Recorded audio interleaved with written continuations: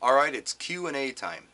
The big question lately has been, Brian, how are you getting all of this work? How do you do it? I'm going to answer this question for the beginner DJ and the experienced DJ. I'm going to tell you how I do it. It's really no secret. It's just how things have worked out. You got to remember, I've been in the business for a really, really long time. And when you've been in the business as long as I have, you make contacts. For instance, when I used to work for a multi-app company, there was a guy who came in. He had bought equipment, but he needed some help. He needed some guidance. He needed some training. And he did some subcontract work for the company I worked for. I went out with him. A couple other guys went out with him. We showed him what we knew, and then he went off and did it on his own. And that guy, to this day, is a friend of mine. His name's Wavy Davy B. And we throw work back and forth. He's also been in the business for a long time, even though I trained him, which means I'm a frickin' dinosaur.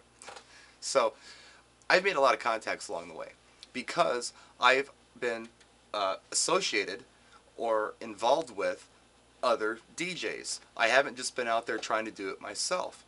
That's a big reason why I work a lot, because everybody knows me. And what happens is when you make these contacts, not only can you throw work back and forth to each other, and not only can you share ideas and help each other out on equipment or procedure or music or whatever the case might be, but you can also share your business resources like agencies. The agency that I get the most work from, I wouldn't be working for this agency if it wasn't for Wavy Davy, because he put in a good word for me. And that's all they needed to know, because he was working with the agency. The only reason he was working with the agency is because he went through the agency actually to hire a band for his wedding. I played the band breaks there, by the way. So I also DJ other DJs' weddings. That helps too. That's the answer I want to give to the beginner DJ. That's what you need to know. You need to be associated with other guys, and they'll teach you.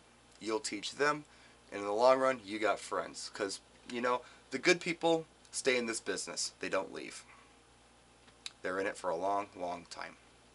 Now, for you experienced guys out there, or people who have been into it at one time and want to get back into it, that was me. I kind of got out, like in the late 90s. I was just kind of doing little gigs here and there as people would call me just because they knew I did it. I mean, when I run into people on the street I haven't seen in a long time, the first question they ask is, "You still DJing, right?" I'll say, "Yeah, Oh, cool, They would be shocked if I said, "No, I'm not DJing anymore. Now I'm a magician," or whatever. They would be shocked. I am a DJ. They know it. And I've been a DJ at one capacity or the other since I was 13 years old. So, anyhow, for you guys, like I said, who have been in the game for a while, maybe got out of it and want to get back into it, this is what I want you to do. I want you to call everybody you know, all your friends who were doing it. See if they're still doing it. See if they got some overflow work for you. The next thing I want you to do is I want you to go on, if you're United States, I want you to go on wedj.com and type in your area that you want to work in, which is your home area, and find out who the DJs are in that area. Then what I want you to do, take a look at the websites, use your discretion, and start calling some of these places. Try to call the guys who are multi-app companies and ask them, do you do subcontract work or any agency work? I'm a DJ looking for work. Now, you're going to call 10 of these guys, and they're going to say, "No, we don't do that kind of stuff. We're all inclusive, and we're in-house, and blah, blah, blah, blah, blah, blah," and give you mission statements and basically tell you to piss off. That 11th guy you call is going to say, "Hey, matter of fact, I was working with a guy, but he's kind of been slacking off, and I'm looking for new people. Tell me about yourself." You know what I did? I went on wedj.com, and I live in Wisconsin. Illinois isn't too far away, but really, if you live in Illinois or Wisconsin on the border, you'll know that people don't cross that border too much for some reason. They think they're going to get cattle prodded or something. It's really strange. And what happens is a lot of Illinois DJs will advertise in Wisconsin, but they don't necessarily want to take work up here because they're not real familiar with the area. Well, I know that. So I look for Illinois DJs who advertise in Wisconsin because they've got like this platinum package or something with wedj.com that covers a broader area. They turn a lot of work down. So I call him up and I say, hey, look, how would you like to have a Wisconsin DJ who can handle all your Wisconsin work? Oh, yeah, that's fantastic. And now I'm working with Don. Don is an owner, operator in Illinois. I take care of the Wisconsin stuff that he gets. And he does get it, and he gets great clients too. He's a high-end company. Another thing that you can think about is selling yourself. Now, I did a video on sales recently. Now, Damo over in Melbourne, Australia, has started to use some of these techniques on the telephone, starting to ask questions, and he's starting to sell more services.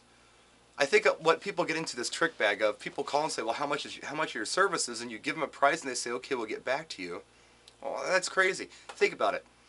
Let's say you wanted to build a brand new house. Would you call a carpenter and say, hey man, how much is it going to cost me to build a house? And then the carpenter's going to say, $200,000. And you say, okay, thanks, click. No, you need more information than that. Do you want a big house? Do you want a little house? Do you want a pool? What kind of siding do you want on that house? What neighborhood do you want to live in? Do you need a lot? Do you have a lot already? How many bedrooms do you want? How many bathrooms do you want? There's a lot of questions you need to ask. Do you need to meet with an architect? Do you want to just pick from one of our plans? Or do you want a custom built home? You go through all of these questions pertaining to the gig, to their party. And then when you've answered all the questions, you've gathered all the information, you can structure your price as such, and then you can sell it. You can give them a price. And after you give them a price, and this sounds insane and it sounds really stupid, but after you give them the price, ask them to buy. We did this in the car business all the time. People would come in and we'd sell them a car. And they would say, oh wow, I am so glad that I've got a car now. I've been looking for a month. It's like, well, it's a brand new car. There's thousands of them out there just like it. What made you buy from me? And they look at you and they say, because you asked me to. And that's so bizarre. But I literally gave them all the information and got all their information and broke it down for them. And when I was done, I said, so, is this what you want? Would you like to go ahead and do this? And they'd buy. Same with the DJ services. Ask them to buy. Ask them to commit. Ask them, would you like to wrap this up? Can I put you in my calendar? Is this what you want to do? Can I reserve this date for you? It'll cost you, a security deposit, and I'll get a contract out to you. Ask them to buy. And I know it sounds nuts, but, come on. And with sales, don't be afraid of sales. Do not be afraid of sales. Sales is not a bad word. It's not a slimy thing. You don't have to be like this guy in this polyester plaid jacket selling junky used cars. Because the deal is you're selling yourself for one. And if you don't believe in yourself, you don't need to be doing this anyway. You need to be confident and you need to believe in yourself. And if you're a good product, if you're a good DJ, and you've got a nice mobile system, and you believe in your heart of hearts that you're the guy for the job, you can sell it. Now, I'm not an arrogant person, and I don't think I'm the best DJ in the world. But when it comes to mobile DJs, you can do a lot worse than calling me. And I know that. And that's no offense to anybody out there. But again, I've been doing it for a long time, and my customers are satisfied. So I know that I'm a good product. Know that you're a good product and sell it. Real quick before we run out of time here, speaking of sales, it would be really smart if you have like a Yellow Page ad or something. Maybe you want to forward all of those calls to your mobile phone. And maybe you want to carry this mobile phone with you everywhere you go and always be prepared to pick it up. Because last Thursday, I had to go take a shower and I had to go load some gear. I left my phone on the charger down here in the dungeon. And I missed 2 calls from an agent, and I missed 2 gigs from an agent, and I had to go to somebody else. They needed an answer right now. If you want to be the go-to guy for other DJs or for your clients or anything else, answer your phone. Always answer your phone. To the best of your ability, answer this thing, because no one wants to talk to a machine. That's it. That's why I'm busy. If you got any questions, you know what to do. Practice and enjoy.